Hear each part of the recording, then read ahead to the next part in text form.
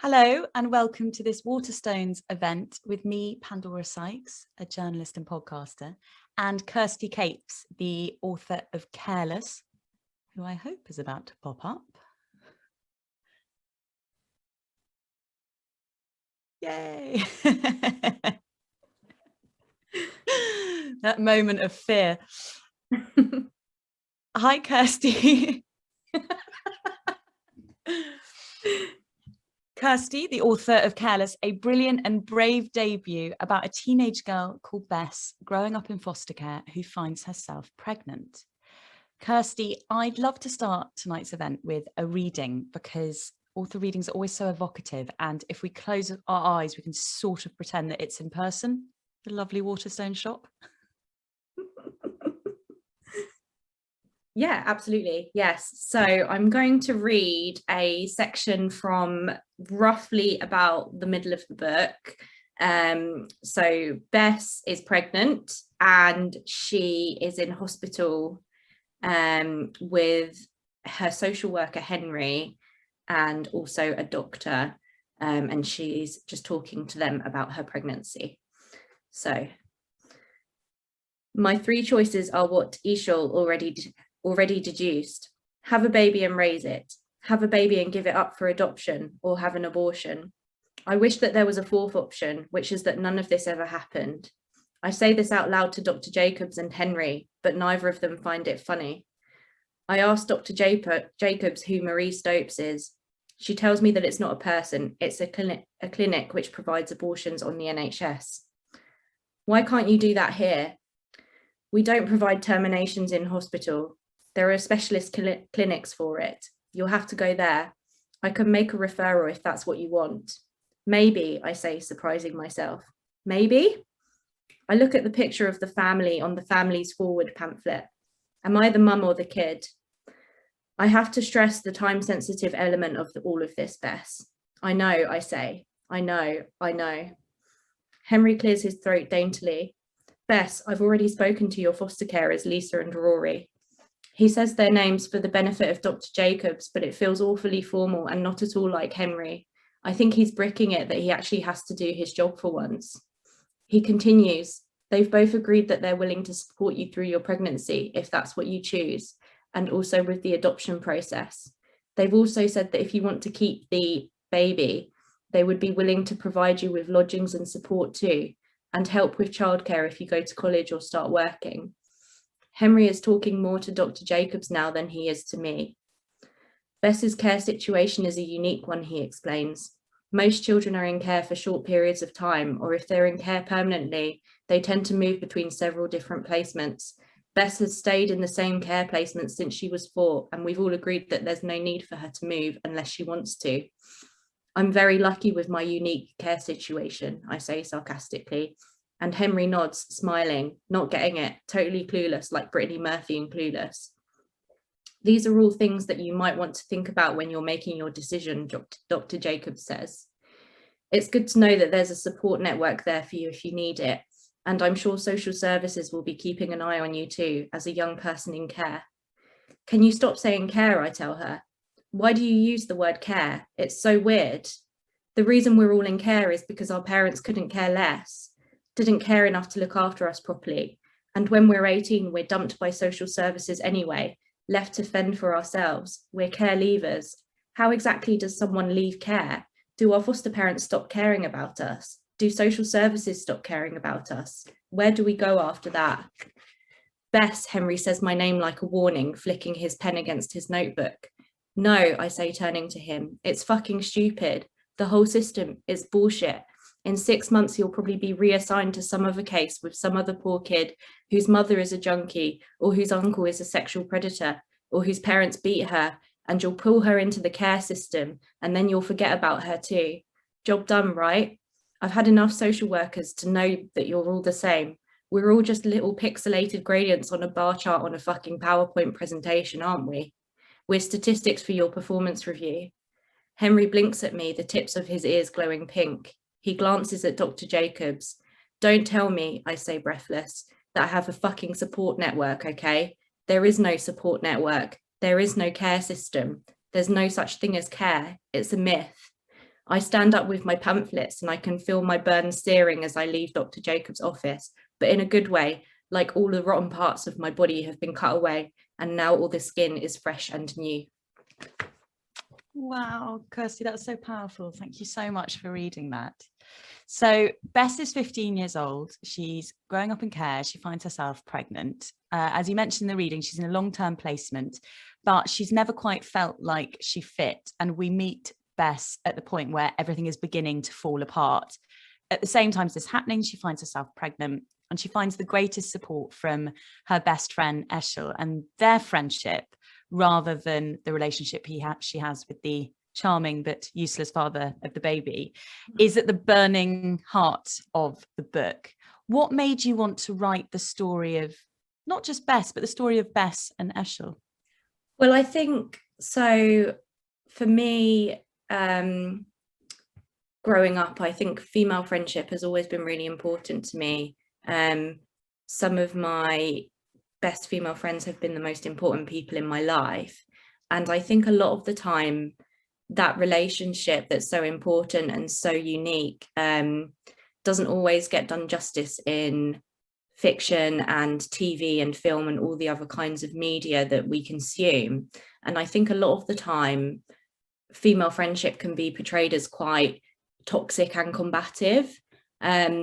So I'm thinking of stuff like Mean Girls and Gossip Girl and Pretty Little Liars and all of the other shows you can name. So what I really wanted to do was tell a story about these two friends and that really special nurturing relationship that they have. And I think for Bess, because she's growing up in care and she doesn't necessarily have all of the other support networks available to her that other teenagers might have, that relationship is all the more important to her. So really, I think it's, you know, it's a love story between Bess and Eshel and their friendship. There's, sorry, my internet dropped slightly there, which is always the side effect of this. I can also hear tiny feet. Apologies in advance. Apologies, there's about a 3-year-old about to come in. My heart is, I'm going to get quite sweaty. Just press on until she appears. You yourself grew up in care, Kirsty, and you've written about the need for more care-centred stories. The most well-known is probably Tracy Beaker, but you have reservations about how kids are portrayed in care in that book. And I'd love to know some of the traps you think are in that book and the conversation generally around children in care that we may fall into culturally, not just in fiction. Yeah, so I think with Tracy Beaker, when I was growing up, I really loved Tracy Beaker. I was so excited by Tracy Beaker because I thought, wow, this is a fictional character that kind of has gone through something that's a little tiny bit like what I've been through. And then I think as I got older, I got a lot more critical of that representation. And I think, you know, there are lots of really good things about Tracy Beaker, and I think Jacqueline Wilson has done a wonderful job of bringing conversations about foster care to the fore with that work. But I think at the same time, she does slip into these sort of stereotypes that seem to crop up again and again with kids in care. So Tracy Beaker is a pathological liar, for example. She's violent, she has aggressive outbursts, she can't be trusted around young children, which is just horrible to think of. And I think as I got older, I started to see that more as a problem and something also that was representative of wider sort of public discourses around the care experience. So we see it everywhere in terms of media representation of care experienced children, and it kind of goes both ways. So we see children in the care system kind of being labelled as, you know, abject before there's any chance for them to prove anyone otherwise. And then at the same time, we have stories in the media of, you know, people who are adults who have done really horrible things, who are kind of storied as having care experience, and this is you know, their care experience is kind of pointed to as something that explains their behavior, and something that, you know, contextualizes it in a way that's really troubling. So I think for me, the kind of the facts around the care experience are that if you are in care, you are more likely to, for example, have substance abuse problems, you're more likely to have a mental health problem, you're more likely to commit suicide, you're more likely to go to prison, all of these things, which are facts that you can't get away from. But at the same time, I think that there needs to be a way to tell stories without relying on those stereotypes again and again, and whether that's in fiction or in the media or in the news. So I think what I was trying to do with Careless really was not to deny those facts, deny that truth about the care experience, but to kind of recognize and acknowledge it, but then also tell a story that bucks those stereotypes and also looks to a more positive future for care experienced people. I wanted to ask you about, there's a side of fostering that you show which perhaps isn't talked about much, and obviously that's a theme with the whole book, is looking at things that perhaps isn't being talked about enough. And that is that with fostering, it is a financial transaction. That's not to say that's all it is, but you're very clear that that is a part of it. And that Bess is consistently aware, in a way that's utterly heartbreaking, that her younger sister gets nicer presents than she does, because social services only give her foster parents £30 when it's her birthday. So she senses that there's a direct link between how much money social gives her parents and the presents that she gets. Was it important that you looked at the more cynical side of fostering? Yeah, I think so, because I think that is the reality for lots of people that grow up in foster care. That is their experience. And I think that, you know, there are lots and lots of wonderful foster carers out there, you know, including the people that cared for me. But I think there's something that's fundamentally wrong with foster care when it's treated as a job that you get paid for. You know, when you're caring for a child, it has to be a relationship of unconditional love. And I think that a lot of the time in the care system, it's not treated that way, and it's not treated that way by the system itself and the people that work within it. And then it's also not treated that way by some foster carers who do view it as a sort of side hustle or whatever. And I think there's not really any way of getting around that, because of course, if you're going to become a foster That's care, what I was going to ask you, yeah, is what's the... Yeah, it's really hard, and I don't think there's an easy answer to it. But I think the way the care system is run at the moment, and the kind of emphases that are placed on different parts of that experience for children and for carers and also for social workers, is around, it's process driven, and it's around what's the easiest and most convenient thing for the adults working in that system. And I think there needs to be more of an emphasis on the caring aspect of the care system. I think you know, I think understandably people need to, you know, be paid for their time and their effort and their energy that they put into raising children. But at the same time, I think there needs to be more of an emphasis on basically love.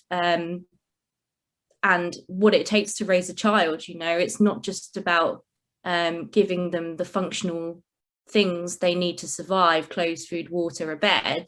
It's also about that kind of nurturing and caregiving that is more something that's quite intangible, and can't really be quantified by, you know, a payment, I suppose.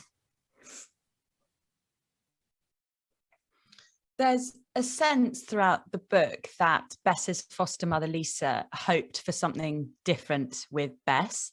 And that's something that she feels more and more strongly as she gets older. And she's been there for 11 years. So, you know, that's a long time to feel like you're becoming less and less welcome rather than more and more welcome. Yeah. It's incredibly moving and heartbreaking to read.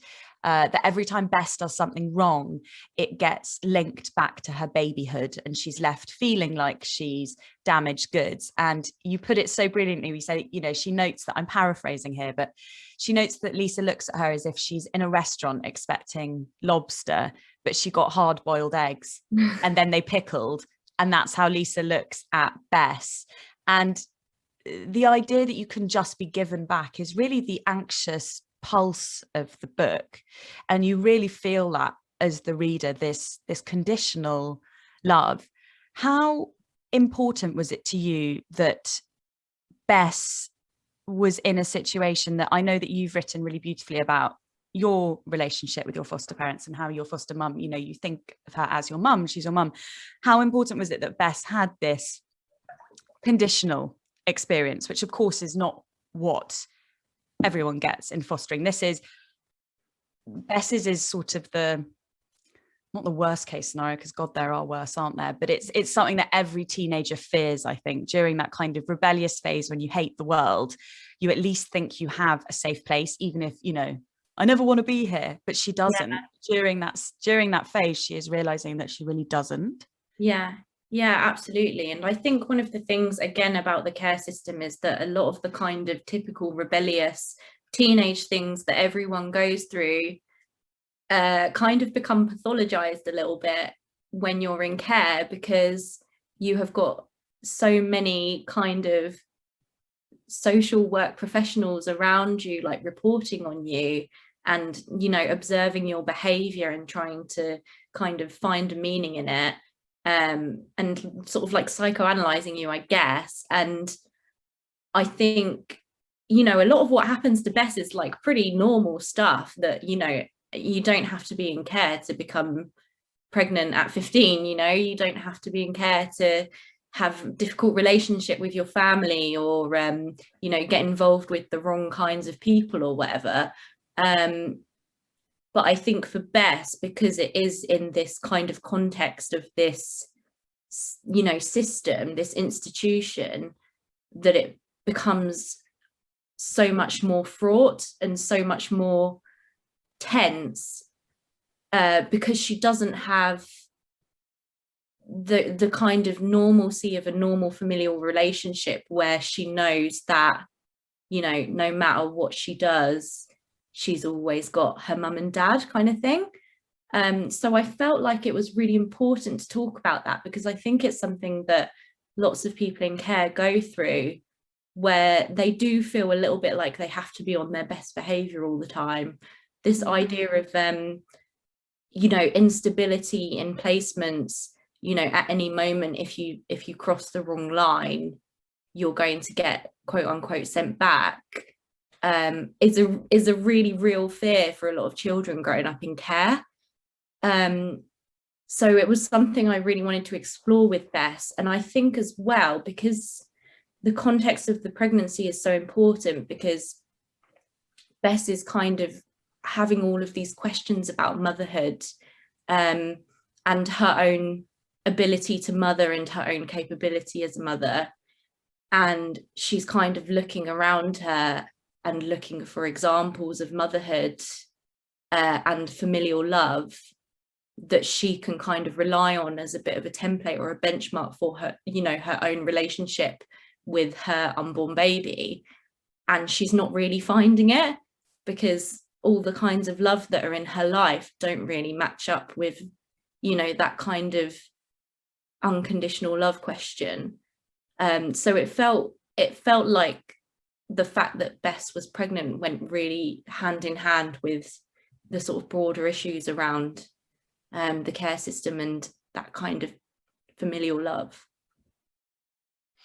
And the way you deal with that pathologizing or pathology, I think, is there's this really brilliant bit where Bess mentions that Lisa's always reading books on attachment theory and how Bess isn't able to form attachments as a teenager because of the neglect she had when she's a baby. And Lisa's kind of reading them around Bess. So Bess is aware that that Lisa is reading these books about her sort of emotional deficiencies while she's sort of trying to figure out who she is in a place where she doesn't really feel welcome. Yeah. And reading that, you think, how could anyone be so stupid? But of course, I'm not a foster parent, so I can't possibly pass judgment on how Lisa was trying to make it all work. But certainly for Bess, there just seems to be a large amount of just feeling like this is all just going so wrong. Yeah.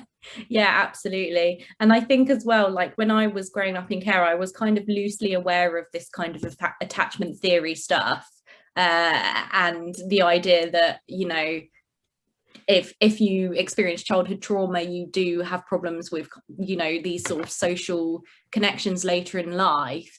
And I almost like found myself thinking of myself that way as well, like, oh, why can't I hold conversations with people, and why can't I be off the cuff and stuff like that? And I think it's it's not because I had some childhood trauma. I think it's just because that's my personality. But it becomes a bigger thing when you bring all of this kind of extra material into it. But yeah, I found it really, when I was doing research for the book, I went really deep into some sociological studies on attachment disorders among care experienced children, and it was just so interesting reading up on that and then kind of applying it to my own life, but also applying it to the book as well. There are so many wonderful moments in the book that I don't want to give away, and the love and support that Bess finds in unexpected places, or the way that she kind of navigates and experiences trauma. But I wanted to come back to the relationship between Bess and Eshel.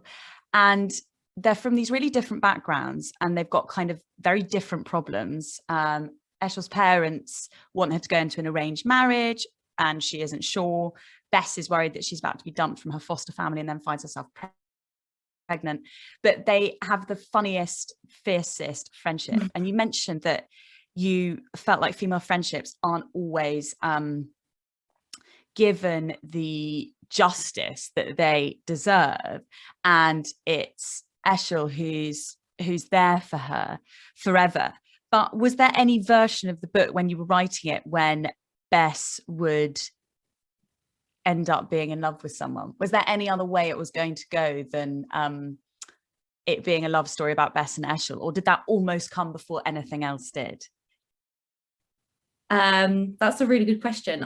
It definitely wasn't the first thing that came, but I'm pretty sure that relationship never changed. It was always going to be a relationship of unconditional love between these two friends. And there were scenes that I wrote and then sort of took out later on around Bess and Eshel having big rows and storming off and all of these kinds of things, and those kinds of small betrayals that happen between friends, but then you kind of forgive and make up afterwards. So it was quite important that it wasn't like a sort of sunshine and roses kind of relationship. Like, they do kind of have arguments and they have friction between one another, but they always sort of come back to each other after that. And I think that was the most important thing to me. But yeah, they were always, I'm trying to think, they were always gonna, that was always going to be the love story of the book, I think. And men generally play quite tangential roles. Bess's foster father, Rory, is kind of fine, but, and times quite sweet, but not a hugely energetic presence in the book. And Boy, who Bess falls in love with, is obviously not a roaringly redemptive character, but his sister, who has a young baby of her own, is kind of she's kind of a hero, I think, a little bit. And Bess is sort of looking to her to see how her life could be, and seeing the resilience that Careless has had to foster to be able to have a baby without any other support. And that, I kind of loved the through line of that Bess falls for boy, but actually it's Careless who turns out to be an important person in her life. Yeah, definitely. Yeah. And I think another thing on this kind of female friendship thing as well, I think, going back to those other examples, a lot of the time there's kind of a narrative around, you have a best friend and that's your best friend, and no one else gets a look in. So I really wanted Kirstys to be there to kind of be a part of that too, and kind of maybe disrupt that idea a little bit. But I think as well, because Bess is, the kind of narrative force of the book is Bess, making this decision about what she's going to do about her pregnancy. So it felt really important to have examples of what her life could be like, whichever way she chose to go. And I think as well, for me as the writer, I didn't want to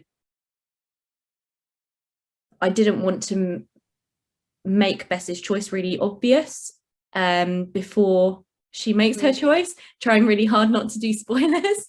And I also wanted to, the decision that Bess makes is not the right decision for everyone. And I wanted to show lots of different ways that, young women could go through this process and, have it be a really positive and uplifting and enriching experience for them, no matter what that decision is. Absolutely. I mean, it's really clear, I think, from Careless's character that Zach has made her life so much better than it was. She's got a feckless brother and an awful father. We're allowed to go so far, really hot. It's a heartbreaking thing. Even though most of what we talked about is really heartbreaking and very moving, I did also feel on the cusp of laughing as much as I felt on the cusp of crying. I wanted to read this. I think this is probably my favorite bit. This is when Careless is taking Zach to meet his grandfather, and she says to Bess, Bess says, "Where's Zach's dad?" "Hit and run." "Oh my God, did he die?" "No, although it might be better if he did. I mean, he hit me and ran. But he's also in prison for traffic offences." "What did he do?" "Hit and run." And I just think there's so many moments like that where your humour is just absolutely brilliant. And I wondered, do you naturally write funny, as someone once called it to me? Or did you feel like humour was something you specifically needed to draw on in the book because there's a lot of heavy stuff? So I never thought that this book was funny until people started telling me that it was funny. So it was quite a surprise to me to find out that I could write funny. And then I think I sort of tried to lean into it a bit, maybe. But I think you're right. I think the humour does offset some of the more upsetting parts of the book, because there is quite a lot that is quite dark. So I think it is really nice to have those sort of lighter moments, between some of the characters. But yeah, it was really strange when I realised that it was a funny book, if that makes sense.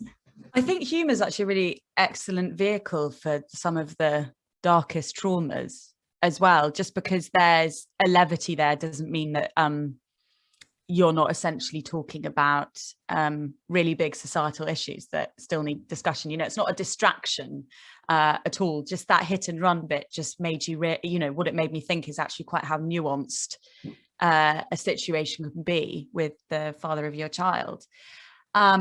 Drawing out more broadly to your own experience, you work in romance publishing, but you said you didn't want to write a romance. Which books drew you to realism? Which books inspired you? Was there ever anything when you were growing up where you were like, okay, that's the kind of feeling I want my reader to have when I write, or that's the kind of way I want to write? Yeah, so absolutely. So I think, I talking about Tracy Beaker, I was a big Jacqueline Wilson reader as a child, and I think she's very good at doing the kind of postmodern hyper-realist thing. if it is for children. And then I think sort of getting a bit older and starting to take my writing a bit more seriously. I really loved Miriam Taves's book. So All My Puny Sorrows is one of them, and then A Complicated Kindness is the other. And I think A Complicated Kindness was a huge influence on me for this writing, and then for all of, for other bits of writing that I'm doing as well. That book, I think, does a lot to capture what it feels like to be a teenager and alone and kind of living in this sort of isolated suburban setting, which to me was really important in conveying the atmosphere in Careless. And then I think as well, it's a bit of a weird choice, but I really like The Brief Wondrous Life of Oscar Wilde by Junot Diaz. And I think his dialogue was a huge influence on the way I wrote the dialogue in Careless. I wanted to, so the book doesn't have any quotation marks around any of the dialogue. And I think both Taves and Junot Diaz, what I took from those authors was creating this kind of sense of isolation and entrapment in a very busy world. So I drew a lot from them in terms of, the way they create atmosphere in those books. And I also really like Miranda July, but I don't know whether I will ever be able to write like Miranda July. I think everyone wants to write. That's really interesting what you were saying about the quotation marks, because I actually hadn't specifically noticed till you said that. But I have noticed I do read more and more books actually where there are less quotation marks. And I always assumed it was like an intimacy thing, that quotations mark could pull you out. But I'm really interested in hearing you say it as isolation rather than intimacy. Do you mind, and this might just be for my own geeky satisfaction, do you mind explaining a little bit how the lack of the quotation marks is a kind of an isolating tool for you? Well, I think for Bess and this narrative, so much of it is about Bess feeling alone and feeling like she hasn't got anyone to turn to. And because the narrative is that close sort of first person present tense, to me it feels very immediate, and it feels really like we're living in Bess's head. So it felt like to put quotation marks in would almost be to pull you out of that experience a little bit. There's a bit in the book where Bess talks about how she feels like when she talks to Lisa, she's at the other end of a swimming pool. And I felt like if you were trying to write that and someone was talking to you from the other end of a swimming pool, there wouldn't be any quotation marks around what they're saying, if that makes sense. So I wanted... It makes total sense. It's clever.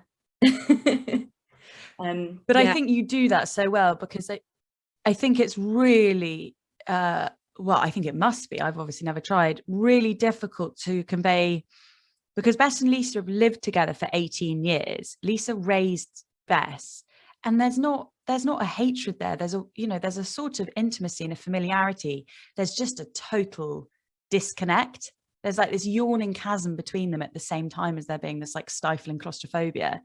And I think you render that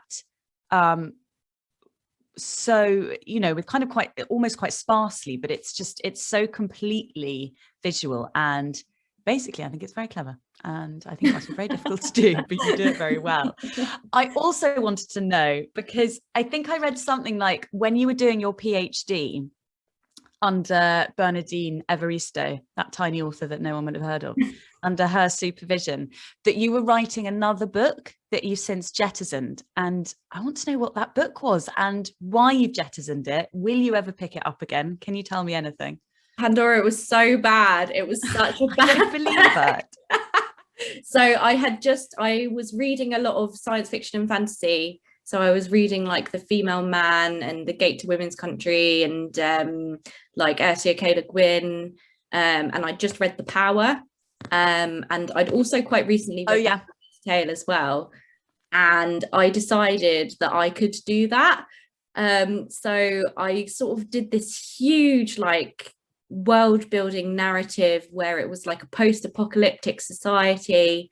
All of the women had basically been placed into like a sort of servitude to men, and they were being made to put in prisons underground. Even as I'm saying it, it sounds ridiculous. There was also some weird like political terrorism stuff going on as well in the background. And yeah, I think basically I just bit off a lot more than I could chew with it. So you downsized. I downsized. Not emotionally, definitely not emotionally, but downsized your cast of characters and your Yeah, setting. absolutely. Yeah, and maybe tried not to like reinvent the wheel as well. But yeah, so I got quite a bit of a way in. I had a good chunk of it out, and I had this meeting with my supervisor Bernadine, and she basically just like told it to me straight, and she was like, this isn't working, you can't do this. Not obviously nicer than that, but she was basically saying like you don't have the skill sets yet to pull this off. And I left the meeting and like burst into tears. I was like, what am I going to do? I'm paying to do this PhD. It's a lot of money. I can't afford to quit, but also I've written a trash novel. So I and also it's kind of like this thing where I knew it was trash, but I needed someone to tell me to really like hammer it home. So yeah, and I mean, I'd already had about 40,000 words of Careless because I started writing it in my MA, and I was driving home and I rang her and I just interesting. And you just parked that on the side? Yeah. When you were doing your Lord of the Rings? Yeah, exactly. Yeah. So Careless started out as like a almost like my master's dissertation, really. So I started writing it and I just needed the 40,000 words to get my master's, which I did. And then I was like, great, okay, so I've got my master's now. I don't need to think about that. And then it was kind of this thing where I was still thinking about it, couldn't stop thinking about it. And then I sort of went back and said, well, the dystopia is not going to work, but what about this other thing? And yeah, I just went from there. And I think it's one of the best decisions I made, probably. But I might return to I think it's a very good decision you made. Yeah, I mean, I'm not a huge reader of sci-fi, so I can't pretend I was clocking any of the authors aside from The Power. But you're probably one of the few people that I would actually attempt sci-fi for. I know this is the world's most annoying question. And when I'd written a book and people said, will you write another book? I said, like, literally never again. But have you started working on some other writing? I know you also have a full-time job, so you probably don't have much time. But have you started working on another book, or do you have ideas of what you would like to do? So I think it must have been about 2 or 3 weeks ago that I finished the first draft of my second book. So it's definitely happening. God, amazing. Powerhouse. It was a really weird time, actually. Like I went a bit crazy with it, but I got the first draft out. So yeah, it's it's how to describe it. It's quite different to Careless. So the characters are a lot older. It's set in London, and it's a coming of age story that kind of deals with similar themes of identity and belonging and trying to find your place in the world, but then also brings in a lot of, the 21st century concerns that I couldn't really talk about with Careless because it's set in the 90s. So looking at things like precarious work and internet dating, and those sorts of things as well. Yes, I completely omitted to mention that. No, that's great. Well, actually, that's really interesting. What made you want to set it in the 90s? I love that you did, because I just love when I don't have to read texts. Even though, like, you can't write a book, you sort of can't really win, because if you write a book now and you ignore social media, then you're not really writing about teenagers. But equally, it was really nice to read just, you know, people calling on the house phone and never actually getting through. Yeah, so literally that. I didn't want to write text messages and WhatsApps and tweets and stuff. That was part of it. And then another part of it was I really liked the idea of the millennium being this kind of incredible presence in Bess's life and almost exacerbating this kind of sense of impending doom that's in the novel. So she kind of, there's like this refrain where she's like, I feel like something terrible is about to happen. And then coming into that is, you know, all of the worries that people had about the millennium, Y2K, the eclipse, all of those things too. So I just really liked that idea of, you know, the actual time of the book, you know, being brought in as another piece of the atmosphere. That was mental. That was slightly like we were all living in a doomsday religion around the millennium. And then obviously it was totally fine. I want to move on to some, I've been so useless, and I didn't say at the beginning that people could ask questions. Luckily, people figured it out anyway. Are you inspired by any particular female writers or novels? Oh gosh. Well, I think definitely Miriam Taves, 100%. And then also, I mean, I really like Margaret Atwood as well, although Careless is very different from Margaret Atwood. I obviously love Bernardine Evaristo as well. I think a lot of the stuff that she does in terms of the craft of writing is stuff that I've tried to emulate in my own writing. Yeah, I would say those three for definite. Those are some great ones. This is another question. I love how strong Bess's voice is, and I was wondering how you went about building her voice and character. That's a really good question. Can I say I don't know? That's such a cop-out. Yeah, did she arrive? Did you have that thing which some authors have, which I always find hilarious, but I'm also really admiring of, when they say they just arrived fully formed? You know, I was just the vessel through which they were on the page.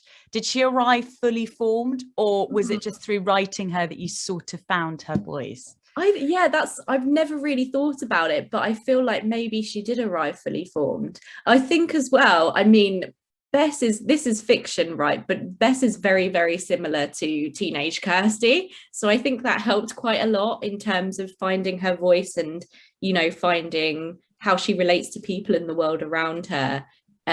Was very close to my own experience as well. So I think I drew from myself a lot.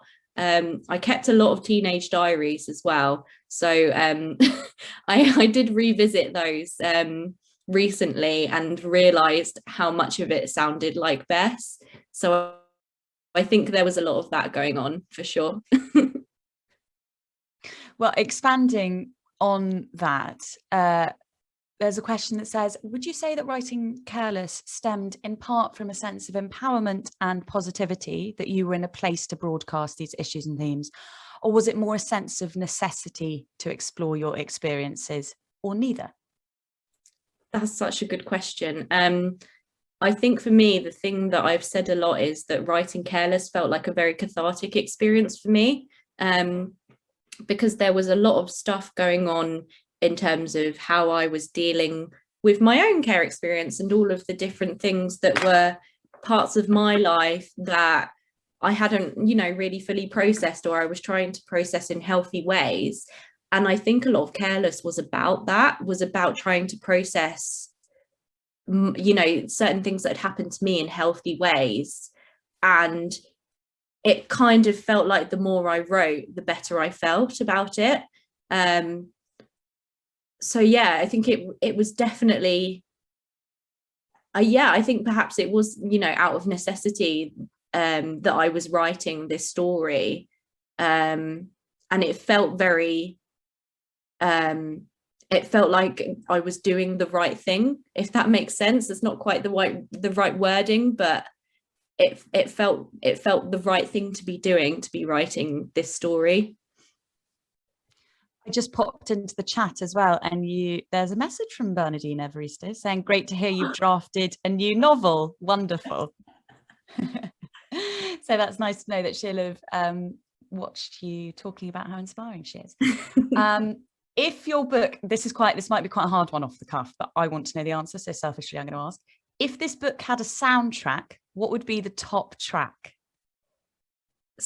Okay, so this is, I feel like I can give you a little tidbit here. So one of the songs that gets mentioned in the book is Walking in Memphis, which is the Cher cover. So Bess starts singing it halfway through, and agonizingly, when I had an earlier draft of this book and it went off to the proofreader, I really, really wanted Believe by Cher to be the song that was used in the book, but I'd set the book about 6 months too early to have Believe by Cher in it. So the proofreader came back and was like, you can't have Believe by Cher, it comes out in October and this is June. So I had to change it. But thank God for proofreaders. I know. I mean, there was some other things that the proofreader pulled up that just blew my mind, like that job. But yeah, I think Believe by Cher is the song to go with the book. That's a great one. And another question that I'm really interested by is that the title is brilliant, and it obviously recalls really well that monologue that you read actually as the reading at the beginning, where, you know, Bess says, we're not in care. Title of the book is obviously Careless. Because when I first picked it up, I assume this is the point of this, when I first picked up, I thought, oh, it's because she's been so careless as to get pregnant. That must be the idea. But obviously it's also that she's in care, but she's not being cared for. But somebody asked how you came up with the very clever title. So the very clever title was not the original title. So yeah, so when at the point that Orion, the publisher, made an offer to publish the book, they kind of gave me a list of titles, and Careless was the one I liked the most, for the reasons that you say, because it works on a lot of different levels. So yeah, it was kind of like a group effort on the title, I think. I think it often is, actually. I think working titles, definitely speaking from own experience, working titles very often, once you get into the meat of it, it's like the title then brings it all together, which this title definitely does. Here's another question. Were you a keen reader growing up? Oh, actually, I feel like you sort of answered this, and I'm asking the same thing again. What were some of your favourite books? No, I'm going to move on to another one because you've got so many anyway. Oh, here you go. Here's one from Bernie Adine, she says. So we'll call her Bernie because she keeps signing as Bernie. How do you feel now that your book is published? So I was just saying this to Pandora before we started the event. It feels like an out-of-body experience. It feels like it's not really happening. It's very, very strange. These are characters that have lived in my head for a really, really long time. And now my friends are talking to me about them as though they're also our friends. It's really, really strange. I mean, it's also absolutely incredible. Like, I'm so, so grateful to have ever got to this position. And, you know, there's lots and lots of people who helped me to get here, and also lots of hard work. But yeah, I don't think it's fully sunk in yet. I don't know when it is going to. Not for a while yet, I don't think. I think enjoy that surreal excitement of, have you managed to go and see your baby in the wild much? Yeah, I did. So I managed to go to some indie bookstores in London on publication day, which was amazing. Talked to some amazing booksellers. And then I also very cheekily went to Waterstones Windsor this morning, which was amazing. I think that was my first time kind of just walking into a bookshop and and seeing it, and yeah, it's such a strange feeling. And to see it on the shelf with all of these other writers that I really admire as well, it's like I'm one of them now. You totally are. Hi, Kirsty. Your activism around the care experience is really inspiring. Are there any good portrayals of the care experience on TV or in books that you really like? I should have asked that instead of saying, what don't you like? That's a much better way to look at it. Sorry about that, but yes, go for it. So yes, absolutely. There's loads. I can recommend some. So the Panopticon by Jenny Fagan is one of my favorite books. It's absolutely fantastic. I would also say anything by Lem Cisse, whether it's his writing or, you know, his he did an amazing Radio 4 show about it's called Everyday Superheroes, and it's talking about different characters that have been in care, and looking at those characters in more detail. So everything by Lem Cisse. I would also say Siobhan Dowd, who worked in children's services for much of her life. She wasn't care experienced herself, but she did the work, she did the research, and she did have the lived experience. And her stories about care experienced children are really beautiful. Also Kit Duvall, My Name is Leon. Kit Duvall grew up with foster children. Her mum was a foster carer. My Name is Leon is just heartbreaking and also really wonderful and uplifting and hopeful as well. And then I think on the sort of film TV side of it, I would say Instant Family, which is a movie that came out a couple of years ago, and it's starring, I think it's got Mark Wahlberg in it. Yes, I remember that. Yeah, and Rose Byrne is the other person. So they are parents who decide they want to start fostering, and it's just a really different take on that journey, from a perspective you don't necessarily see all the time. So yeah, I would recommend that as well. There's quite a lot. The thing is, you have to kind of think about it a little bit before you get to those, but they are everywhere. Lem Cisse, I agree, is so wonderful. And funny enough, when you wrote to me suggesting the Panopticon, I found it on my desk. It was like, I don't know how it got here. I don't remember buying it. I don't remember opening I don't know how it got here. But anyway, so I literally found it on my desk, and now it's gone straight next to the side of my bed. Thanks. Oh, amazing. Here's an interesting question. Can you see yourself going back to Bess 20 years later? Oh, Careless 2. That's a good title. It's a really good title. The Reckoning. So I know what happens to Bess, and I wrote what happens to Bess. I'm not sure whether, I feel like the book ends without giving anything away. I feel like it ends exactly where it needs to end. So I think at the moment, no, but also I reserve the right to change my mind. You absolutely do reserve the right to change your mind. And the last question I wanted to ask you, because our time is almost up, is how has writing the book and the research that you did for the book changed you as an author and or person? Oh gosh. I